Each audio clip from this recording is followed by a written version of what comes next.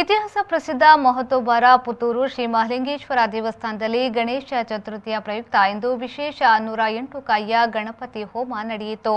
Lockdown ತೆಗೆದ ಬಳಿಕ ಇಂದು ದೇವಸ್ಥಾನದಲ್ಲಿ ಭಕ್ತಾದಿಗಳು ತುಂಬನೇ ಸಂತೋಷದಿಂದ ಹಬ್ಬವನ್ನು ಆಚರಿಸಿದರು. ಕೋವಿಡ್ ನಿಯಮದಲ್ಲಿ ಮಾಸ್ಕ್ ಧರಿಸಿ ಸರತಿ ಸಾಲಿನಲ್ಲಿ ಬಂದು ಪ್ರಸಾದವನ್ನು ಸ್ವೀಕರಿಸಿದರು.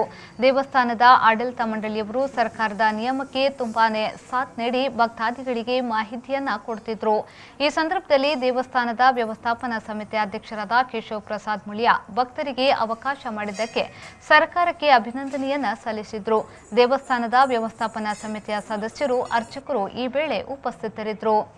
ಶ್ರೀ ಮಹಾಲಿಂಗೇಶ್ವರ ದೇವಸ್ಥಾನದ ವಠಾರದಲ್ಲಿ 55ನೇ ವರ್ಷದ ಗಣೇಶೋತ್ಸವವು ಸರ್ಕಾರದ ನಿಯಮದಂತೆ ಸರಳವಾಗಿ ನಡೆಯಿತು. ಬೆಳಗ್ಗೆ ಬ್ರಹ್ಮಶ್ರೀ ಕುಂಟಾರು ರವೀಶ ತಂತ್ರಿಯವರ ನೇತೃತ್ವದಲ್ಲಿ ಗುರುತಂತ್ರಿಯವರ ವೈದಿಕತ್ವದಲ್ಲಿ ಶ್ರೀದೇವರ ಪ್ರತಿಷ್ಠಾಪನೆ ನೆರವೇರಿತು.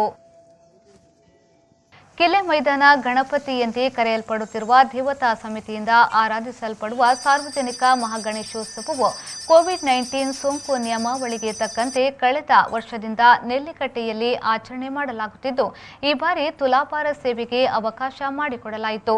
ಬೆಳಿಗ್ಗೆ ಶ್ರೀ ಗಣಪತಿ ವಿಗ್ರಹದ ಪ್ರತಿಷ್ಠೆ, ಬಳಿಕ ಗಣಪತಿ ಹೋಮ ಮತ್ತು ತುಲಾಭಾರ ಸೇವೆ ನೆರವೇರಿಸಲಾಯಿತು. ಈ ಸಂದರ್ಭದಲ್ಲಿ ದೇವತಾ ಸಮಿತಿಯ ಅಧ್ಯಕ್ಷ ಎನ್ ಸುಧಾಕರ್ ಶೆಟ್ಟಿ ಮತ್ತು ಸಮಿತಿಯ ಸದಸ್ಯರುಗಳು, ಭಕ್ತರು ಉಪಸ್ಥಿತರಿದ್ದರು. ಕಲಾರೆ ಶ್ರೀ ಗುರು ರಾಘವೇಂದ್ರ ಸ್ವಾಮಿ ಮಠದಲ್ಲಿ 29ನೇ ವರ್ಷದ ಶ್ರೀ ಗಣೇಶೋತ್ಸವ ಸೆಪ್ಟೆಂಬರ್ 10ರಂದು ಸಾಂಪ್ರದಾಯಿಕವಾಗಿ ನಡೆಯಿತು. ಬೆಳಿಗ್ಗೆ ಗಂಟೆ 8:15ಕ್ಕೆ ಶ್ರೀ ರಾಘವೇಂದ್ರ ಸ್ವಾಮಿ ಮಠದಲ್ಲಿ ಪ್ರಾರ್ಥನೆಯ ಬಳಿಕ 9 ಗಂಟೆಯ ಬಳಿಕ ರಾಘವೇಂದ್ರ ಸ್ವಾಮಿ ಮಠದ ಪ್ರಧಾನ ಅರ್ಚಕ ಬ್ರಹ್ಮಶ್ರೀ ವೇದಮೂರ್ತಿ ರಾಘವೇಂದ್ರ ಉಡುಪ ಅವರ ನೇತೃತ್ವದಲ್ಲಿ ಪ್ರತಿಷ್ಠೆ ನಡೆಯಿತು.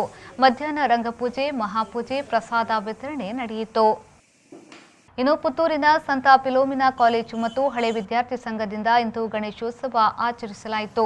ಬೆಳಿಗ್ಗೆ ಪುತ್ತೂರು ಮಹಾಲಿಂಗೇಶ್ವರ ದೇವಸ್ಥಾನದಿಂದ ಮೆರವಣಿಗೆ ಮೂಲಕ ಬಂದು ಗಣಪತಿಗೆ ಹೋಮದ ಮೂಲಕ ಪ್ರತಿಷ್ಠೆ ಮಾಡಿದ್ರು. ಪುತ್ತೂರು ದರ್ಬೆ ಕಾವೇರಿಕಟ್ಟೆ ಎಂಬಲ್ಲಿ ಇಂದು ಸಾರ್ವಜನಿಕ ಗಣೇಶೋತ್ಸವ ಸಮಿತಿ ಕಾವೇರಿಕಟ್ಟೆ ವತಿಯಿಂದ ಗಣಪತಿಯನ್ನ ಪ್ರತಿಷ್ಠಾಪಿಸಿದ್ರು. ಬೆಳಗ್ಗೆ ಗಣಪತಿ ಹೋಮ, ಪ್ರಸಾದ ವಿತರಣೆ ನಡೆಯಿತು. ಸಮಿತಿಯ ಅಧ್ಯಕ್ಷರು, ಸರ್ವ ಸದಸ್ಯರು, ಭಕ್ತಾದಿಗಳು ಈ ವೇಳೆ ಭಾಗವಹಿಸಿದ್ರು.